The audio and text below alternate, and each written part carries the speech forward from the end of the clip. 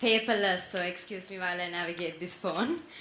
So first I would like to invite Pavitra, the founder and managing director of Vindhya Infomedia Private Limited from Bangalore, India. So if you can get up.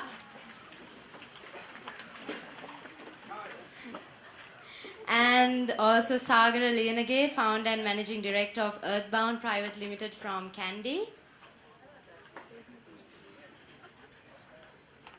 Maheshika Mendes, director of Rainbow Institute, Colombo. And finally, Isura Silva, a social entrepreneur and general manager of Sarvodaya Fusion.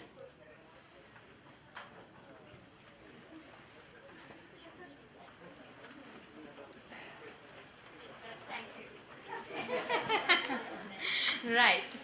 So, Pavitra taught me those two very quick things to do from sign language. So, our topic is on the role of social enterprises in social inclusion, women and youth economic empowerment. And with the permission of my panelists, we have decided to really, from the very start, assume that the role of social enterprises is to promote social inclusion. So we are not going to get into how some of the success stories here have actually included the marginalized and vulnerable portions of our society, but we will go on to see what are the challenges they have faced in doing so, or in running sustainable businesses and organizations. So we have limited time, so I'm not going to take much time. I will sit on the chair. So, like I said, we are going to keep this session very practical because what we really see, and when, in our previous discussion, we feel like there's a lot that this entire panel has to share, and we will have very short interventions at the very start and break out for questions. So then this becomes a discussion as opposed to a presentation. So starting with Pavitra,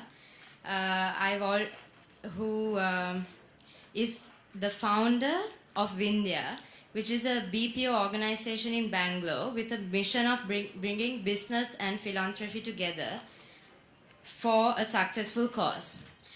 They are India's first and only, and arguably the world's first and only for-profit organization whose 1,400 employee base is comprised of persons who are physically challenged, with hearing impairment, socially disadvantaged women, and border cases of autistic persons. And I think it's really an honor to have you on stage because she started this initiative when she was just 22 years old.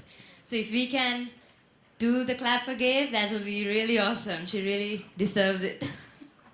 So Pavitra, I think while you are sharing your experiences with the audience, coming from a for-profit social enterprise background myself, I'm really curious to know, especially when initiatives to support these kinds of communities are usually registered as NGO and our charities, what made you opt for a for-profit legal registration? And if you can also share some insights with the audience to kind of dispel the common theory that business cannot possibly be doing anything good in society. I would like you to share your experience along these lines. A very good evening to all of you. I know that it's been a long day, and that's why. And thank you all for this clap. I'm going to go back and share these pictures with my employees. So first of all, I would like to thank LSV for giving me an opportunity to talk here. To talk about Vindhya, we are an organization which started in 2006 when disability was not being taken really into the mainstream. It was then we initiated this discussion of bringing disability into mainstream. So when we looked around, there were hardly any companies which was doing, and we decided, why don't we change the rules of the game, and why should we always relate a person with disability with weaving a chair or doing an art, and why not? I mean, the entire world is dreaming about IT. Why is that persons with disabilities or people who have been not being given opportunities to dream about and work in the mainstream? That's when Vindhya got started in the year 2006. So there's been various learnings, because people generally ask, do we have a background of disability or anything? But as such, there is nothing. It's just that my family felt that I and my husband are mentally challenged to start. That's the only connection we have. Otherwise, there's nothing much. So this entire journey has been really beautiful in the last 10 years. So I would like to share some of the stories so that you can all relate to what disability is. And because the idea of being here is one, is that there's an organization which has started with a profitable cause, profitable venture with a social cause, and it is still alive and making profits and scaling. So this is something I want to share. And also, the moment disability comes, people always have a question mark. Will people deliver? Can they do it? They can't see, how will they type? They don't have hands. Do you think they can really work? So these are various different questions which get asked, when you think about Vindhya. So even I was very new to this community, and when we started, I just want to quote one example. One of my employee who just came in for a job and who was completely crippled, he was like 90% disabled, who was just using the floor to just move around, basically crawling. And this guy, we had our office in first floor, and I was when the moment I looked at him, I was really panicking, and I said, I'm very sorry, I have my office in first floor. But this guy said, madam, I think the interview is for me and not for you. Why are you panicking? And I just told him, no, we don't have a lift and all those things. I said, ma'am, I've heard all these things for a very long time, and I'm 21 years old. So for the last 10 years, I've been hearing this. So let's move forward. Then I was still not convinced, but he said, madam, where's your office? So I said, it's in first floor. Then we decided, we will have a race. It is literally, an incident which happened. We'll have a race together to the first floor. And I said, there are 15 stairs, and we both of us will, climb it together. And we did this. He entered my office and he took the chair and he sat down, madam, interview. I said, you're hired because you taught me attitude is the most important in life, to live or to prove the world that, people with anything can do everything. So that's something I want to share, and I would like to take more questions, and in the interest of time, but offline also, there's a lot of questions I can answer. Thank you very much.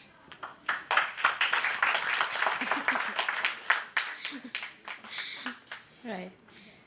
Thank you, Pavitra, and I think that the kind of decision to start and what to become resonates probably with some of the startup social enterprises that are in the audience. So I think during discussion time, if we can have questions around, what registration should I take? I mean, just giving you all ideas, not leading questions, but these are very important questions to bear in mind when you are starting an organization, an enterprise, or an initiative. So, and Pavitra and I think the rest of us in the panel can also answer some of those questions. So, if we move to Sagara, yes, we would like some headsets. Yeah. Because Sagara will be addressing the audience in Sinhala, so if anyone requires headsets, please if possible, please use the use the headsets. So maybe while the audience is getting ready, I can move on to Maheshka. Is that okay, Sagara? No problem, yeah. Yeah. Or are we okay? Yeah, I think we are okay, right. So, Sagara Lienage, as I said, is the founder and managing director of Earthbound Private Limited. You see his products outside in the stall area.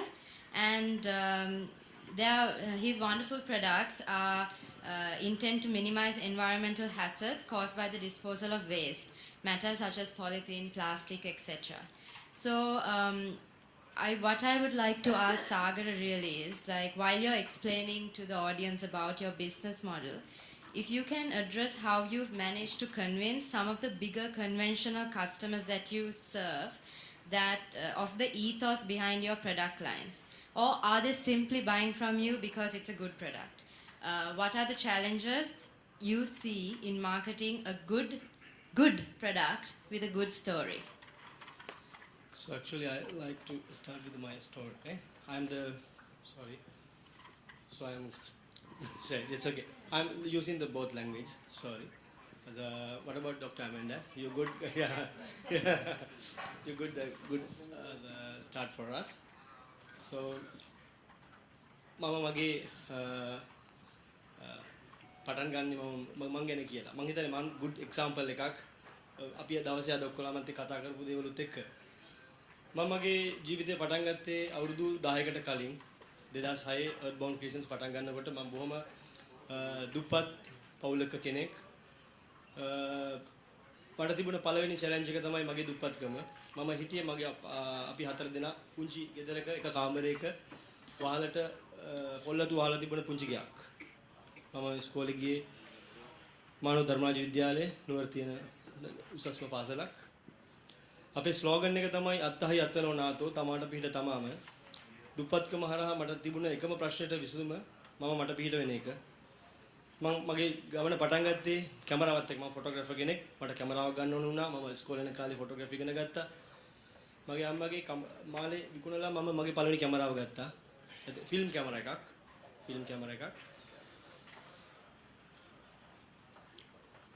මගේ ගමේ අලුත උපන් හැම ළමයාගෙම පින්තූර ගත්තා. මම ගොඩක් වෙලාවට ගිහිලා ගෙවල් ගානේ ගිහලා පින්තූරන් ඒක විකුණනවා. මට තව මුදල් හම්බ කරන්න ඕනේ. මට මගේ දුප්පත්කමට එරෙහිව සටන් කරන්න ඕනේ.